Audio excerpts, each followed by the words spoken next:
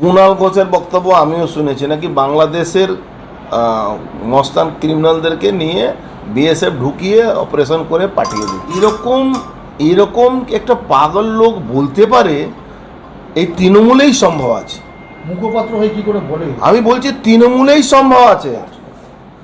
BSF লোক ঢুকিয়ে বাংলাদেশের লোক আবার, তার মানে যে ইউনুস ওখানকার তো মমতা ব্যানার্জির দাদা ভাই, তার মানে ইউনুসও কি বিজেপির সঙ্গে মিলে গেছে? ওর বক্তব্য এটা দুজন হিন্দু লোক মারা গেল, বাপ বেটা মারা গেল, অত লুট সম্পত্তি হচ্ছে, কালকেও গন্ডগোল হয়েছে, কালকেও বহু জায়গায় বম্বিং হয়েছে, সেখানে প্যারামিলিটারি কে রাস্তা দিচ্ছে না লোকাল পুলিশ। তো এই কি একটা লোক, একটা মুখপাত্র, তৃণমূল কংগ্রেসের মুখপাত্র, এটা দিয়ে বারবার সবাই সব বড় বড় রিপোর্টাররা একটাই কথা বলে কি একদম তৃণমূলকে সর্বনাশ করার জন্য এই লোকটা এইসব বক্তব্য করে। দেখুন, আমার মনে হচ্ছে কুণালকে দিয়ে কেউ বলাচ্ছে, পিসি বলাচ্ছে না ভাইপো বলাচ্ছে আমি জানি না, বাট কেউ না কেউ বলাচ্ছে।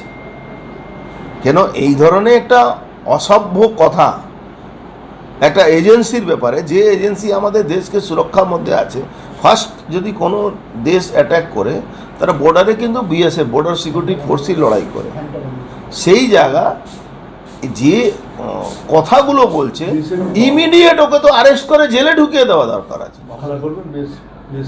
দেখেন, বিএসএফ হয়তো আমি মামলা করতে পারি না, বিএসএফকে এর এগেনস্টে মামলা করে তুলে নেওয়া দরকার।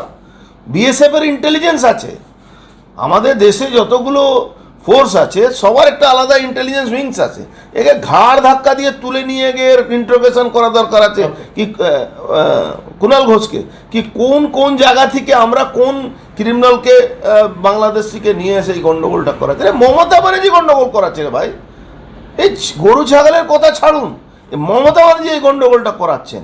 মমতা ব্যানার্জি এই দাঙ্গা রাজনীতি করেছেন।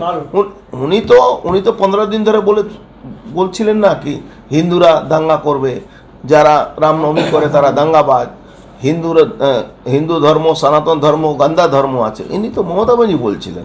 একটাও কোথাও রামনবমীতে গন্ডগোল হলো? কোথাও গন্ডগোল হয়নি।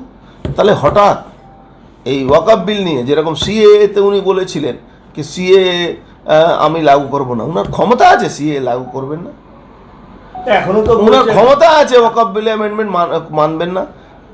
একদিন লাগবে মমতা ব্যানার্জিকে ঘাড়ে ধাক্কা মেরে তাড়িয়ে দেবে। ভারতবর্ষ আইনটা পাস হয়ে গেছে, ঠিক আছে, কেউ হয়তো গেছে কোর্টে গিয়ে কী করবে? কোর্টের যারা এই আইনগুলো অ্যামেন্ডমেন্টগুলো আনে তারা কি লেখাপড়া করে আনে না? সব লেখাপড়া করার পরে 90% মুসলমান খুশি আছে এই ওয়াকফ বিল নিয়ে। শুধু পশ্চিমবাংলা, এই বাংলাদেশি যে মুসলমান অনুপ্রবেশকারী তাদেরকে মমতা ব্যানার্জি ভড়কাচ্ছে, বেশিরভাগ উস্কাচ্ছে। বেশিরভাগ যারা উর্দু স্পিকিং মুসলমান আছে তারা কিন্তু এর মধ্যে নেই। আপনি দেখবেন এদেরকে জেহাদি কর্মকাণ্ডগুলো যে করাচ্ছে, তাদেরকে ওই বাংলাদেশ যেরকম ওখানে হিন্দু নিধন করছে, এই বাংলাদেশ থেকে মমতা ব্যানার্জি সেফ পয়সায় দিয়ে দিচ্ছে, পুলিশকে দিয়ে দিচ্ছে, ওরাই এইসব করাচ্ছে। দেখুন, এই তো সিপিএম যে লাস্ট আওয়ারে সবসময় ভোটের সময় নো ভোট টু বিজেপি করে, তো বিজেপি নো ভোট টু করুক, কোনো অসুবিধা নেই। কিন্তু যে হিন্দুরা এখনও তৃণমূল কংগ্রেস করছে সো কল্ড সেকুলারের নামে, বা সো কল্ড সিপিএমের সেকুলার হয়ে সিপিএমকে ভোট দিচ্ছে, তাদের বোঝা উচিত কি যখন জেহাদি মুসলমানরা অনুপ্রবেশকারীরা হামলা করবে, বাড়ি লুট করবে, মাদের বলাৎকার করবে, বোনদের বলাৎকার করবে, তখন সে হিন্দু হিসাবে বলাৎকার করবে। এটা বোঝা উচিত। এটা পশ্চিমবাংলা হিন্দু সনাতনী হিন্দুদের যে কোনো দলে থাকলে এদের বোঝা উচিত কি ফার্স্ট কাজ হলো মমতা ব্যানার্জিকে সরানো, তারপরে সব দল রাজনীতি করুক না। এখানে তো অন্য দল যারা বিরোধী দল থাকবে তাদের রাজনীতি করতে বন্ধ করে দেওয়া হচ্ছে।